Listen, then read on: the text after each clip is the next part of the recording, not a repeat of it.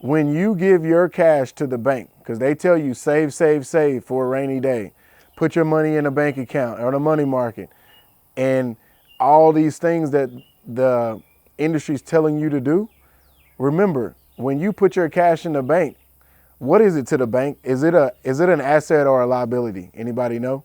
It's an asset to the bank. Nope, it's a liability to the bank. It's a liability to the bank. That's what they tell us. But when you put your cash in the bank, it's a liability because guess what? They're in the industry of making money on top of your money. So the moment you give your money to the bank, you put 50 grand, 20 grand, 100 grand, $1 million in a bank account, then they're in a rush to give that money away because it's a liability on their balance sheet. So cash to a bank is a liability. And what we're taught our whole lives is get a job and put the money in a 401k, put it in a bank account, save for a rainy day. But the same people giving you guys that advice, they're not taking that advice for themselves. So the bankers and these people who own financial institutions take your cash and then they find someone like me and they give it to me to go buy developments, multifamily, cash flowing assets and businesses because now they're making an interest and they're making a return on that money. And then once they give it to me, then I sign a note, they take that same cash and they do it over and over again. On 100 grand, they lend it out 10 to 20 times.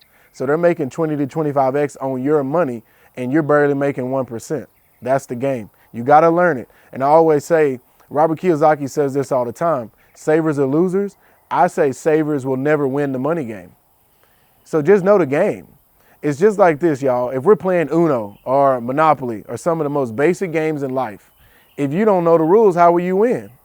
You have no chance. So y'all got to learn the rules of the money game. Y'all are fighting an uphill battle if you're playing the rules the wrong way. So what do you suggest, T, for us that only have $5, $10, $15, $20,000 savings to try to make that money work for us, to make it grow? It's a great question. So whether you have $5,000 or 50 grand, there is always a way to put your money to work. It doesn't matter how much money you have. Now, obviously, you want to have some money for savings. You don't want to just go give it all away because you just never know what happens. But you don't want to have a lot of your assets in a savings account because it's losing.